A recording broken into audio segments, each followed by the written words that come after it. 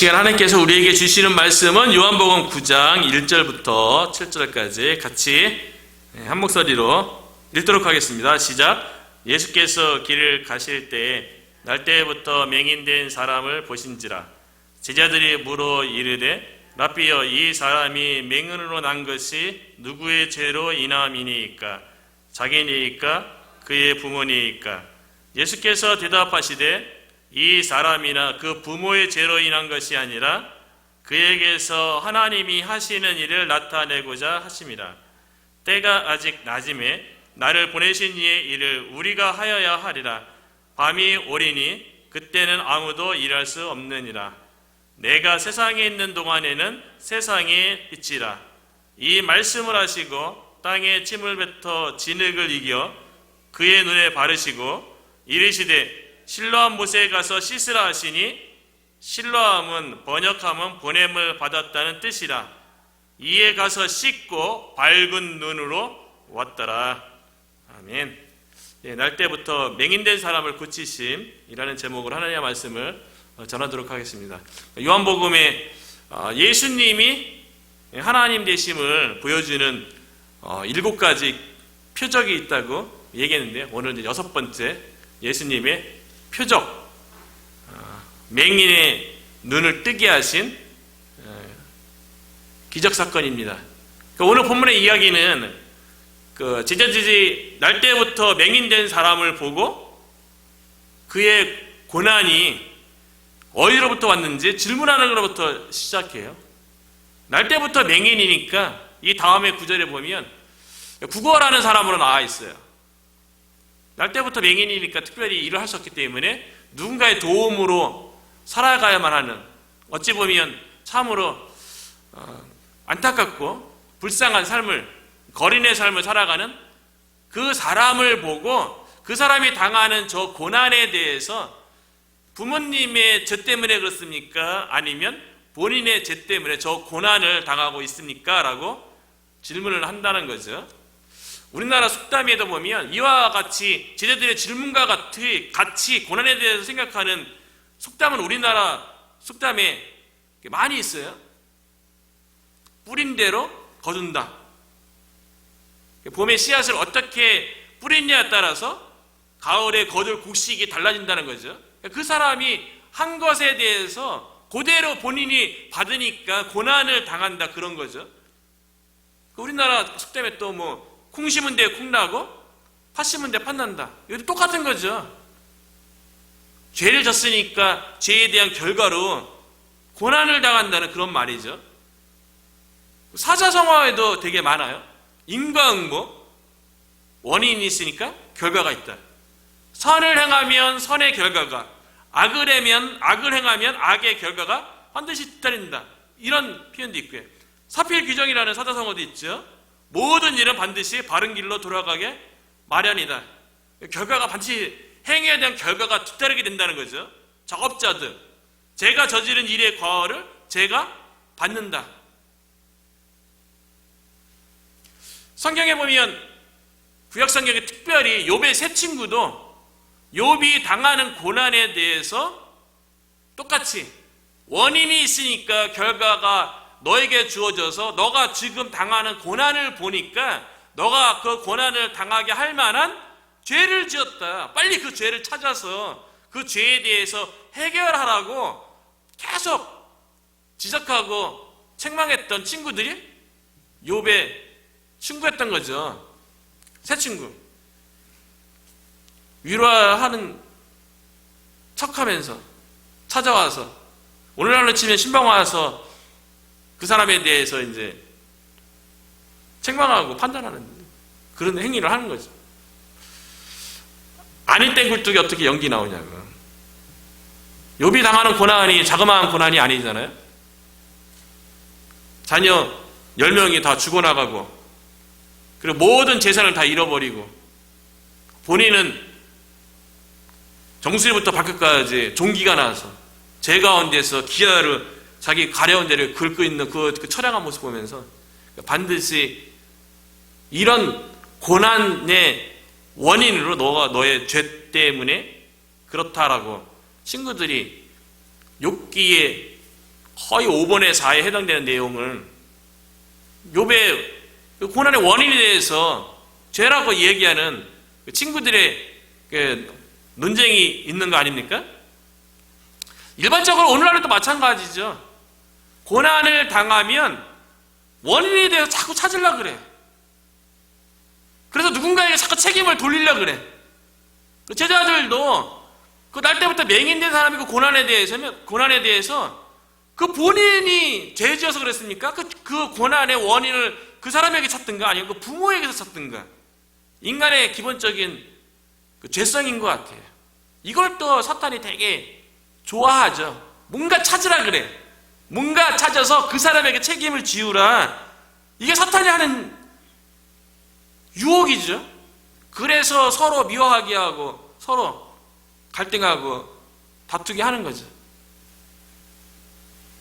죄의 원인에 대해서 성경은 제가 처음에 인류 가운데 들어온 것은 사단의 유혹에 의해서 들어왔죠. 그래서 어찌 보면 죄로 인해서 모든 고통이 들어왔다고 해도 뭐 과언은 아닐 거예요. 왜냐하면 아담과 하와가 하나님 앞에 불순종해서 그 불순종에 대한 대가로 남자가 하나님의 저주를 받고 여자가 저주받고 또 땅이 저주받고 그 죄에서 죄가 눈덩이처럼 불어나서 인류에 온갖 죄악을 생산했기 때문에 어찌 보면 모든 고난에 죄가 있을 거라고 생각할 수 있죠. 그런데 성경에서는 모든 고난의 그 원인이 반드시 죄여야만 한다고 그렇게 이야기하지 않는다는 거예요.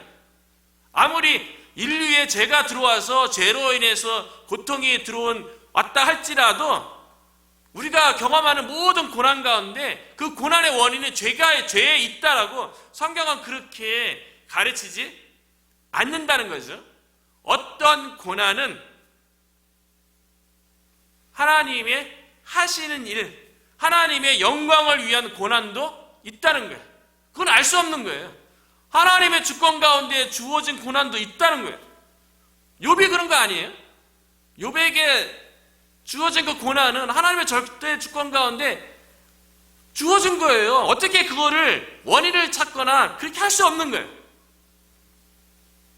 마르다와 마리아의 오라버니였던 나사로의 죽을 병에 대해서도 마르다가 예수님 찾아가서 예수님 빨리 와서 오라버니가 죽을 병에 걸려서 지금 오늘 내일 하고 있으니까 빨리 내려와서 또 오빠를 좀 어떻게 좀 고쳐주십시오. 뭐 안수 기도를 해주시든지 뭐 말씀으로 선포해 주든지 빨리 오십시오. 뭐 동생은 마음이 급한데 그때 이제 그 나사로의 죽을 병, 그 고난에 대해서 예수님께서 뭐라고 얘기하냐면 마르다는 죽을 병으로 그냥 보고 있잖아요. 오빠가 고통을 당하고 있고 오빠가 고통당하는 모습을 보면서 동생도 고통을 느끼고 있죠. 마음이 아파하고 있죠. 그런데 그 오빠의 고난에 대해서 예수님께서 요한복음 11장 4절에 보면 예수께서 들으시고 이르시되 이 병은 죽을 병이 아니라 하나님의 영광을 위함이요 하나님의 아들이 이로 말미암아 영광을 받게 하려 함이라 하시더라. 나사로의 죽을 병에 걸려서 본인은 죽어가는 그 고통 가운데 있고 가족들도 고통 가운데 있지만 이 고통은 하나님의 영광을 위한 거래요. 예수님의 영광을 받기 위함이래요. 나사로의 죽을 병에 걸린 그 고난이 어떻게 하나님의 영광을 위한 것으로 나중에 드러났습니까? 예수님이 나는 부활이요 생명이라고 말씀해 주셨는데 예수님께서 죽은 지 이미 사흘이 된 나사로를 무덤에서 나사로야 나오라 다시 부활시킴으로 예수님이 부활이요 생명인 것을 나타내서 예수님의 영광이 나타나고요. 또 하나님께 영광 돌리고 또 그 영광을 나사로와 그 마르다와 마리아가 예수님이 부활이요 생명이구나 라는 것을 나사로는 몸으로 경험하는 은혜를 잊게 된 거고요. 마르다와 마리아도 그로 인해서 예수님으로 인해서 부활과 생명에 대한 소망을 가졌다는 것, 그 고난이 유익한 거죠. 오늘 본문에는 날 때부터 맹인된 사람에 대해서 오늘 성경에는 그 원인이 부모에게 있는 것도 아니고 그 자신에게 있는 것도 아니고 나사로에게 있었던 고난과 좀 비슷해요.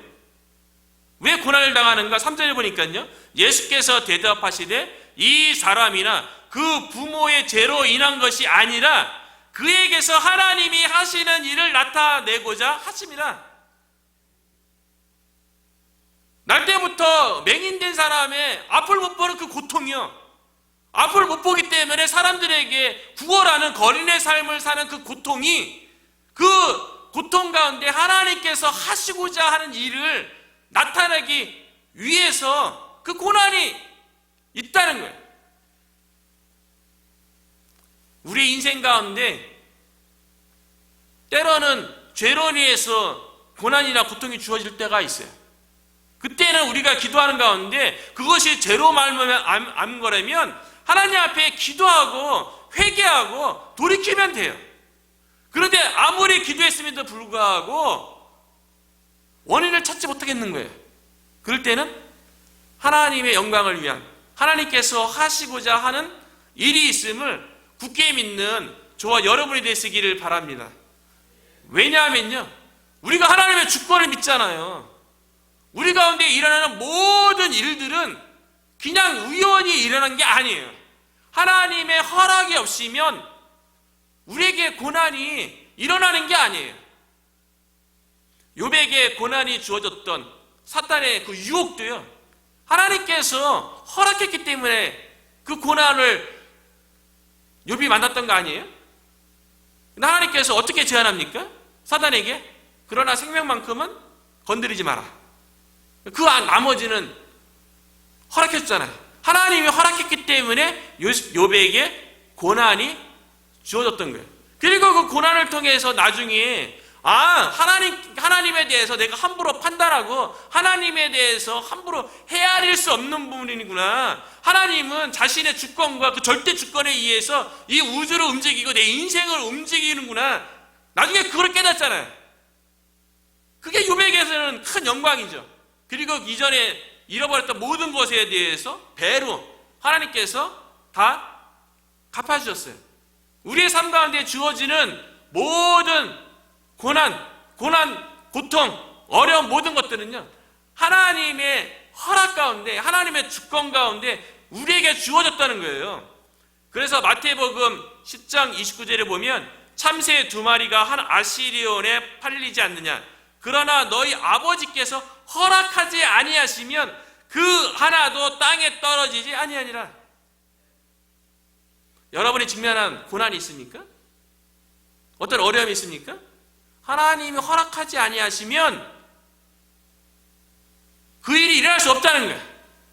하나님이 허락했다는 거예요. 하나님의 주권 가운데요. 그러면 하나님이 허락한 그 일에는 하나님의 영광을 위해서 하나님께서 우리를 향하신 우리에게 귀한 변전된 축복을 주시기 위한 숨은 메시지가 있기 때문에 우리에게 고난을 허락했다는 거예요. 그렇다면 우리가 하나님의 주권을 인정하고 우리가 직면한 그 고난 가운데요, 그 고난을 좀 달리 바라볼 필요가 있어요.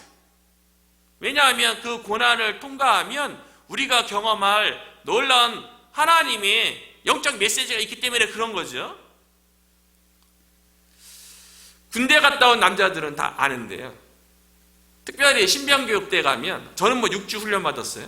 신병교육대에서 6주 동안 엄청나게 이제 첫 주에 입소하면 군기부터 잡죠. 군기부터 잡고 이렇게 자와 열 맞추고 막 이런 거, 걷는 거 막 이런 거 이제 처음부터 이제 군기 잡고 이제 제식 훈련하고 막 그러는데 많이 힘들죠. 사회생활하다가 군생활 한다는 게요. 그래서 이제 많이 이제 그 고난으로 인해서, 고통으로 인해서 많이 힘들어요. 그래서 군대에 화장실에 가면 낙서들이 많이 있어요. 그런데 어느 그 군대에 가든지 공통적으로 이 문구는 늘 있대요. 그게 뭐냐면, 왜냐하면 어느 군대를 가든지 다 다 힘들잖아요. 다 어렵잖아요. 그래서 제가 신병 교육대사도 받고 자대 가서도 봤어요. 그 문구가 뭐냐면 군대에서 피할 수 없으면 즐겨라예요. 피할 수 없으면 즐겨라. 사회에서도 그런 표현을 써요. 군대에서요. 군대는 이미 국방의 의무니까 군대 가서 훈련 받아야죠. 힘들죠. 피할 수 있는 게 아니잖아요. 피할 수 없으면 즐겨라. 아니, 화장실에서 좋은 문구가 나왔어요. 군대 화장실에서. 우리는 하나님의 주권을 인정하고 하나님의 그 주권 가운데 주어진 고난에 대해서 그게 피할 수 있는 게 아니잖아요. 누구의 잘못도 아니잖아요. 그렇다면 군대 화장실에 있는 것처럼 피할 수 없으면 그 고난에 대해서 우리가 즐겨야 돼요. 하나님이 주셨으니까 이 고난 가운데 또 하나님께서 이 고난을 통과하면서 나를 영적으로 다듬으시고 또 성숙하게 하시고 이 고난을 통해서 내가 알지 못하는 놀라운 하나님의 영적 메시지가 있구나. 이 고난을 통과하면 하나님께서 나에게 주실 복이 있구나. 그렇게 생각하면서 고난에 대해서 우리가 좀 영적으로 즐길 수 있는 저와 여러분이 되었으면 좋겠다는 생각을 합니다. 그러니까 맹인이 당하는 그 고난에 대해서 하나님의 뜻이 있는데 그 하나님의 뜻이 뭐냐면 그를 통해서 하나님이 하시고자 하는 일이 있다 그랬죠. 그러면은 날 때부터 맹인된 사람을 통해서 하나님께서 하시고자 하는 일이 무엇인지에 대해서 우리가 살펴볼 필요가 있어요. 하나님께서 날 때부터 맹인된 그 사람을 통해서 하시고자 하시는 일이 무엇인지 사실은 오늘 본문은 9장에 기록됐잖아요. 그런데 오늘 본문에 예수님께서 맹인의 눈을 뜨게 하시는 이 사건을 이해하려면 이 9장에 이 내용이 기록되기 전에 요한복음 7장과 8장에 기록된 이야기를 이해할 때 9장에 대해서 비로소 이해하게 돼요. 요한복음 7장, 8장에 어떤 내용이 기록되어 있냐면요. 예수님께서 초막절을 지키기 위해서 예루살렘 성전에 방문해서 그곳에서 일어난 일들에 대해서 요한복음 7장과 8장에 기록되어져 있어요. 특별히 요한복음은요, 다른 공간복음과 다르게 유대인의 절기에 대한 언급이 많이 나와요. 그래서 유월절도 3번 언급하고요, 초막절에 대한 언급도 있고 유대인들의 수전절에 대한 언급도 있어요. 그 절기를 언급하는 다 이유가 있어요. 그 절기를 배경으로 예수님께서 사역을 하시기 때문에 그래요. 요한복음 6장에도 다른 공간복음과 다르게 예수님께서 오병이어 기적 일으킨 것도 유월절을 배경으로 예수님 하나님 되시는데 유월절 배경으로 하나님께서 이스라엘 백성을 애굽에서 구원하신 그 하나님으로 예수님께서 생명으로 그 따르는 무리들에게 그 생명을 나누는 생명의 떡으로 오신 분임을 가리키는 거 아니겠어요? 그런데 단순히 거기 있는 무리나 제자들은 예수님께서 마치 모세처럼 하늘에서 만나 내려서 함께 해결해주는 그런 정도로 생각하는데 그게 아니고 예수님이 유월절 때 이스라엘 민족을 구원하신 그 하나님으로 생명의 하나님으로 예수님이 거기 따르는 제자들과 무리들에게 생명의 떡을 공급하시는 분으로 기적 행한 거예요. 그래서 나는 생명의 떡이다. 내게 오는 자는 줄이지 아니할 것이요 나를 믿는 자는 목마르지 아니하리라. 그렇게 이야기했던 거 아닙니까? 날 때부터 맹인된 사람을 눈을 뜨게 하는 이 기적사건 6번째 이 표적은요, 초막절에 행하신 예수님의 행위가 7장과 8장에 기록되어져 있어요. 초막절의 종교 의식을 배경으로 예수님이 누구신지에 계시한 것을 배경으로 오늘 본문의 이야기를 이해해야 된다는 거죠. 그 요한복음 7장과 8장에는 초막절 배경으로 어떤 이야기가 기록되어 있냐면요, 우선 초막절 되면 이스라엘 민족이 어떤 행위를 하게 되냐면요, 예루살렘에서 이제 초막절을 지키게 되죠. 초막절은 우리가 알고 있는 것처럼 이스라엘 민족이 출애굽한 이후에 광야에서 40년 지내면서 광야 동안 하나님께서 지키시고 보호하시고 그것을 기념하기 위해서 초막을 짓고 생활하는, 그래서 하나님의 돌보심과 인도하심의 은혜에 대해서 감사하는 그런 절기예요. 이 초막절을 며칠 동안 지켰냐면요, 8일 동안 지켰다 그래요. 8일 동안 지키고 첫째 날하고 여덟째 날은 그곳에 초막절을 지키려고 온 모든 사람들이 성회로 모였습니다. 그리고 초막절 첫째 날부터 일곱째 날까지 어떤 예루살렘 성전에서 어떤 종교 의식이 거행되냐면요, 매일 아침마다는 그 물을 떠다가 제단 위에 물을 붓는 의식을 행하는 거예요. 그러니까 초막절 축제 기간 동안에 아침이 되면 제사장의 행렬이요, 수문을 통해서 물을 뜨러 가는 곳이 어디냐면 오늘 본문에 등장하는 실로암 못이에요. 실로암 못에 가서 가는 행렬 가운데 나팔을 불고요, 그리고 그곳에 참여한 자들이 시편의 찬양으로 하나님께 막 영광 돌리고요, 실로암 못에 도착하면 그것의 물을 금 주전자에 떠와요. 그리고 그곳에서 물을 뜰 적에 그런 초막절을 지키고 행위를 하면서, 초막절은 한 번밖에 이스라엘 백성이 40년 때밖에 안 했던 거잖아요. 근데 그때 하나님께서 돌보시고 인도했던 그 은혜에 대해서 하나님께서 오늘날 앞으로 영원히 하나님의 돌보심과 인도하심에 대해서 소망하면서 메시아에 대한 대망을 갖는 거예요. 그래서 물을 뜰 적에 제사장이 뭐라고 말씀을 외치냐면 이사야서 12장 3절의 말씀인데요, 너희가 기쁨으로 구원의 우물들에서 물을 기르리로다.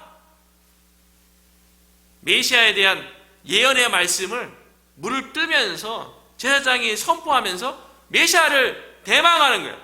그리고 그 물을 실로암 못에서 가져와서 그 물을 2개의 은그릇에 담은 다음에 번제단에 제물을 놓고 그 제물 위에 실로암에서 가져온 물을 붓는 의식을 매일 아침마다 하는 거예요. 그 물 붓는 거를 통해서 메시아가 빨리 왔으면 좋겠다. 그 메시아로 인해서 초막절 때처럼 하나님은 우리를 지금 지키시고 보호하시고 우리의 삶을 인도해 주시는 그 삶을 살기를 기대하는 거예요. 7일 동안 매일 아침마다 하고요, 8일째는 물 길러 가는 의식을 안 해요. 물 붓는 의식을 안 하고요, 그냥 안식일로서 거룩한 성회로 모이는 거예요. 그런데 7일 동안 물 붓기 의식을 했잖아요. 8일 때는 물 붓기 의식을 안 해요. 그냥 거룩한 성회로 안식일로 모였는데, 그때 예수님께서 일어나셔서 초막절 마지막 날, 그날이 또 안식일이었어요. 예수님이 지킬 때 그때가요. 그때 예수님께서 일어서셔서 예루살렘 성전에서 이렇게 외치는 거예요. 요한복음 7장 37절인데요. 명절 끝날, 초막절 끝날이에요. 곧 끝날, 그날은 또 안식일이었어요. 예수께서 서서 외쳐 이르시되 누구든지 목마르거든 내게로 와서 마시라. 제사장이 실로암 못에서 물을 뜨면서 이사야 선지자 말씀을 외치면서 구원에 대해서, 메시아에 대해서 대망했는데, 그 너희들이 그렇게 외쳤던 메시아에 대해서 대망했던 그 말씀 그대로 누구든지 목마르거든 내게로 와서 말라. 내가 그렇게 이사야 선지자가 선포했던 그 물을 가져다 주는 그 메시아가 바로 나다. 그렇게 예수님이 선포하신 거예요. 7일 동안은 물 붓기 의식이 있었고 8일에는 없는데 예수님께서 그렇게 외쳤다는 것은 물 붓기 의식을 통해서 메시아를 기대했던 그 소망이 이제 나 예수님을 통해서 성취됐다는 것을 말하는 거예요. 그래서 요한복음 7장 38절과 39절에 보면요, 나를 믿는 자는 성경의 이름과 같이 그 배에서 생수의 강이 흘러나오리라. 이제 더 이상 실로암 물 떠나가지 않아도 된다는 거예요. 예수님의 생수의 강이 흘러 넘치게 해주겠다는 거예요. 39절에 이 생수의 강이 무엇인지 해석해 주죠. 이는 그를 믿는 자들이 받을 성령을 가리켜 말씀하신 것이라. 예수께서 아직 영광을 받지 않으셨으므로 성령이 아직 그들에게 계시지 아니하시더라. 예수님께서 물붓기 의식의 완성으로 생수를 주시는, 생수의 근원 되시는 분으로 왔다는 거예요. 그런데 예수님께서 이 날때부터 맹인된 사람을 실로암 못에 보낸 거예요. 이 얘기는 뭐냐면 예수님이 생수의 근원이라고 했잖아요. 이 날때부터 맹인된 사람을 통해서 실제로 예수님이 생수를 주시는, 생수에 근원된다는 것을 날때부터 맹인된 사람을 실제적으로 증명해 주는 거예요. 9장에서요. 그래서 이 맹인이요, 실로암 못에 가서 실로암 물을 눈을 씻어서 낫게 되는 거예요. 6절과 7절이죠. 이 말씀을 하시고 땅에 침을 뱉어 진흙을 이겨 그의 눈에 바르시고 이르시되 실로암 못에 가서 씻으라 하시니, 실로암은 번역하면 보내심을 받았다는 뜻이라. 이에 가서 예수님께서 보냈죠. 맹인은 순종해서 갔어요. 실로암 못에서 씻고 밝은 눈으로 왔더라. 예수님이 생수의 근원이잖아요. 내가 바로 이사야 선지자가 예언했던 그 생수를 공급해주는 생수의 근원이 바로 나다. 그래서 나를 믿으면 그 배에서 생수의 강이 흘러나오리라 이렇게 외치셨는데, 그 말씀을 적용하신 사람이 누구냐면 첫 번째, 날 때부터 맹인된 자예요. 예수님의 말씀에 순종해서 실로암 못에 가서 그 물로 씻었더니 맹인이 보게 되었어요. 예수님으로부터 생수를 경험한 거예요. 구원을 경험한 거죠. 예수님을 통해서 생수를 경험하고 구원을 얻게 되는 것에 대해서는 요한복음에 계속 반복적으로 이야기했죠. 그런데 9장에 나오는 이 날때부터 맹인된 사람은요, 실질적으로 눈을 못 보다가 실로암에 가서 그 물로 씻어서 눈을 떠주는 구원을 예수님을 통해서 경험하는 걸 실증을 한 거예요. 실제적으로 증명해서 보여준 거예요. 요한복음 4장에는 세상에서 야곱의 우물물의 그 물을 통해서 목마름을 해결하려고 했던 사마리아 여인에게 예수님께서 뭐라고 얘기합니까? 요한복음 4장 13절과 14절에 예수께서 대답하여 이르시되 이 물을 마시는 자마다 다시 목마르려니와 내가 주는 물을 마시는 자는 영원히 목마르지 아니하리니 내가 주는 물은 그 속에서 영생하도록 솟아나는 샘물이 되리라. 예수님이 생수의 근원이세요. 우리에게 생수를 공급해 주시는 분이세요. 우리가 다른 데서 물을 찾을 이유가 없어요. 그런데 세상 사람들은 이 사실을 모르기 때문에 세상에 있는 그 어떤 물을 통해서 갈증을 해결하려고 하는 거예요. 늘 우리가 얘기하지만, 그래서 세상 사람들은 세상의 그 영적인 갈증을 해결하기 위한 그 물이 뭐겠어요? 그것이 뭐 돈일 수도 있고 물질일 수 있고 뭐 집일 수 있고 뭐 차일 수 있고 뭐 자녀들의 성공일 수 있고, 그거로 만족함을 얻으려고 하고 영혼의 갈증을 해결하려고 하는데 잠시 잠깐이죠. 우물의 물이 우리가 물 마시면 얼마나 그게 지속됩니까? 또 갈증을 느끼는 거죠. 그러나 우리는 생수의 근원 대신 예수 그리스도를 통하여서 우리 안에 생수의 강이 흘러남으로 더 이상 우리 가운데 목마름이 없는 줄로 믿습니다. 영혼의 갈증이 없다는 게 뭡니까?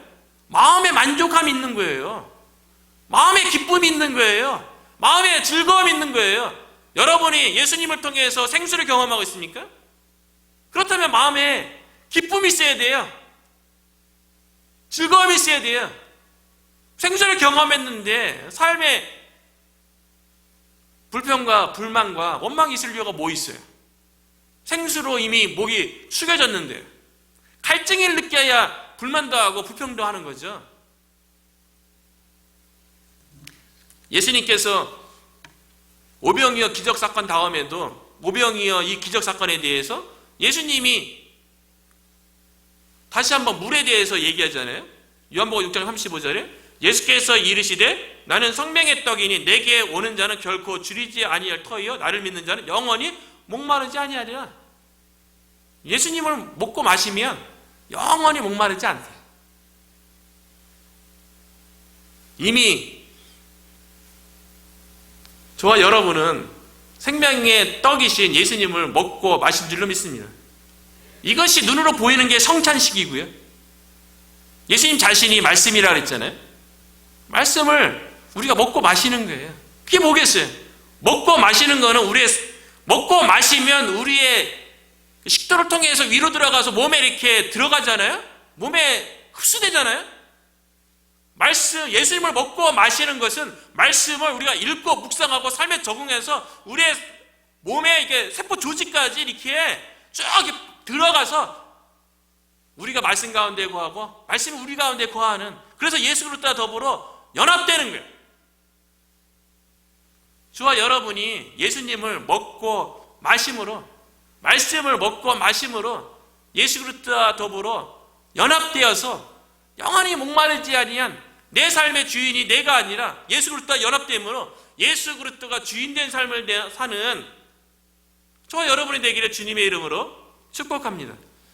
그 두 번째는요, 매일 밤마다 여인의 뜰에서 행해지는 촛불 밝히기 의식이에요. 이것도 7일 동안 똑같이 밤에는 물붓기 의식하고, 아침에는 물붓기 의식을 하고 밤마다는 촛불 밝히는 의식을 하는 거예요.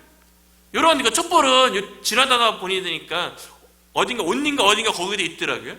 9개 대가 있고, 그게 가지로 해서 가지 8개 있고 가운데 대까지 해갖고 9개, 그리고 불 밝히는 거 몇 개 이렇게 다니다 보면은 미국에서는 이게 쉽게 발견할 수 있는 것 같아요. 촛대죠, 촛대. 9가지가 있는 이 촛대를요, 이 4개를 만들어갖고 성전 뜰에 세워놓고 밤마다 불을 밝히는 거예요. 그리고 그 여인들은 그 축제 기간 동안에 여인의 뜰에서 나팔을 불고 그곳에서 하나님을 찬양하며 춤을 추는 그런 의식을 행했어요. 그렇게 밤마다 촛불을 밝히는 의식을 거행했던 그 배경에는요, 이스라엘 민족이 광야 생활 40년 동안에 하나님께서 불기둥으로 눈에 보이게 이스라엘 백성을 가나안 땅까지 인도하신 것을 기념하는 거예요. 메시아가 와서 불기둥으로, 빛으로 우리의 삶을 밝히시고 우리의 삶을 인도해 주시기를 바라는 그 메시아에 대한 대망 소망으로 밤마다 촛불을 밝혔던 거죠.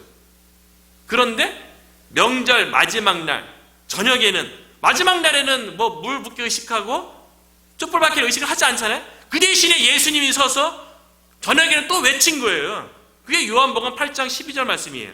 예수께서 또 일러 가라사대 나는 세상의 빛이니 나를 따르는 자는 어두움에 다니지 아니하고 생명의 빛을 얻으리라. 초막절 마지막 날 8일째에는 촛불 밝히는 의식이 없고, 대신 예수님께서 이제 그 촛불을 이제 더 이상 할 필요가 없는 거예요. 왜냐하면 예수님이 빛으로 오셨으니까요. 그러면서 예수님께서 나는 세상의 빛이라 라고 이게 선포하심으로 촛불 밝히기 의식을, 이제는 그런 의식을 더 이상 거행하지 않고, 왜냐하면 예수님이 그 메시아 대망 사상을 성취했기 때문에 그래요. 예수님이 세상의 빛이기 때문에 그래요.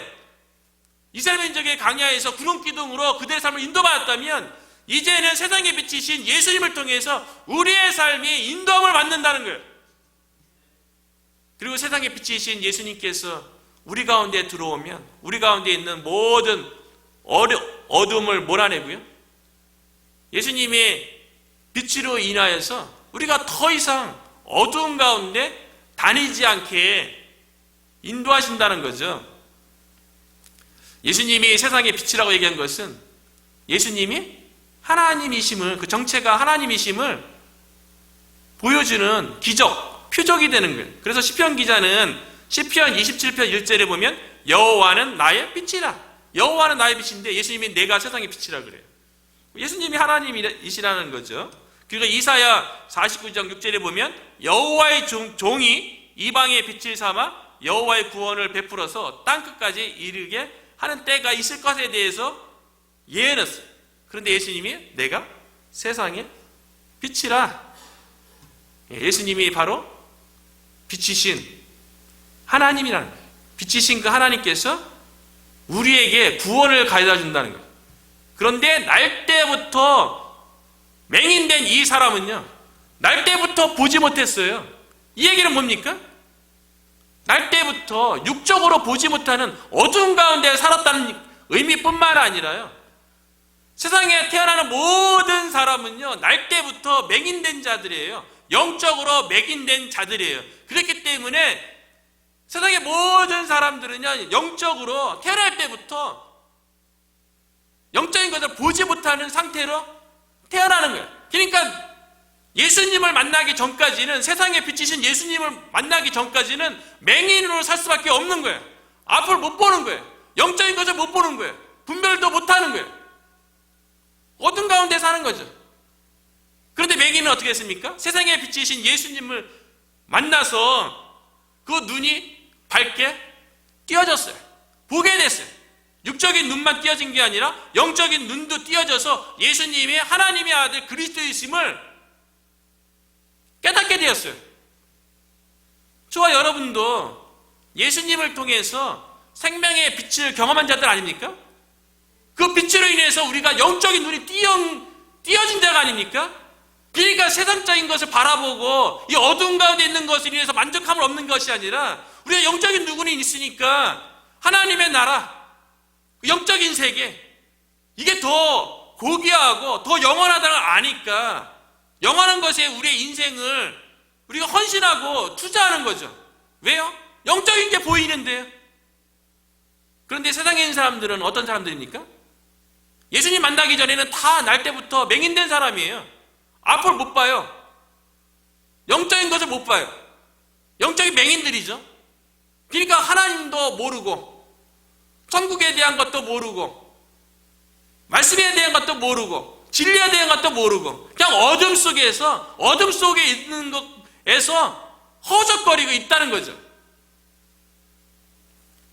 날 때부터 맹인된 사람은요, 세상에 비치신 예수님을 만남으로 앞을 봄으로 초막절 때 촛불 밝히기의 의식에 그 성취자로 오신 예수님을 그 맹인은 경험한 거예요. 실제적인 예로 보여주는 거예요. 그러니까 9장에 있는 날 때부터 맹인된 사람이 실로암 못에 가서 물로 눈을 씻고 그리고 앞을 보게 된 것은 초막절에 물붓기 의식과 불 밝히기 의식의 성취자로 오신 예수님, 생수의 근원이시고 세상에 비치신 그 예수님을 실제로 경험한 것을 예로, 실제적인 증명으로 날 때부터 맹인된 사람을 그에게 하나님께서 하시는 일이 예수님이 생명의 근원되고 세상의 빛이라는 것을 이 맹인이 증명해 주는 거예요. 그렇게 하나님의 영광을 나타낸 거예요. 저와 여러분이 좀 세상에 비치신 예수님으로 인해서 영적인 눈이 더 확고하게 떠졌으면 좋겠어요. 그래서 예수님께서 태어날 때 뭐라고 약속했습니까? 임마누엘을 약속했잖아요. 내가 너희와 항상 함께 있으리라. 그리고 예수님께서 부활 승천하실 때에도 제자들에게 그러므로 너희는 가서 모든 족속으로 제자를 삼아 아버지와 아들과 성령의 이름으로 세례를 주고 내가 너에게 분부한 모든 것을 가르쳐 지키게 하라. 그 다음에요, 내가 너희와 항상 함께 있으리라. 예수님께서 함께 하리라 약속했어요. 태어날 때도 임마누엘 약속 주셨고요. 세상에 비치신 예수님을 만났습니까? 우리가 영적인 눈이 띄어서 우리 가운데 함께 하시는 그 예수님, 우리 가운데 함께 하신 그 하나님을 봤으면 좋겠어요. 그리고 우리를 성군 천사를 통해서 우리를 보호하시고 우리를 지키시고 우리의 앞길을 인도하시고 마치 광야 동안에 하나님께서 불기둥과 구름기둥으로 이스라엘 민족 전체를 인도했던 것처럼 세상에 비친 예수님께서 우리의 삶을 이끄시고 인도해 가시는 그것을 영적인 눈으로 우리가 바라보고 날 때부터 맹인된 사람처럼 우리가 경험했으면 좋겠어요. 이미 저와 여러분은 생수의 근원이시고 세상에 비치신 예수님을 만나고 경험한 줄로 믿습니다.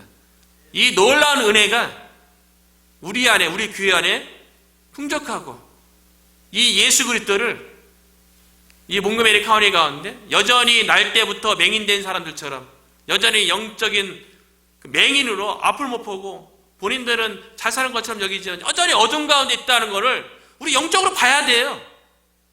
그래서 불쌍히 여기는 마음이 생기죠.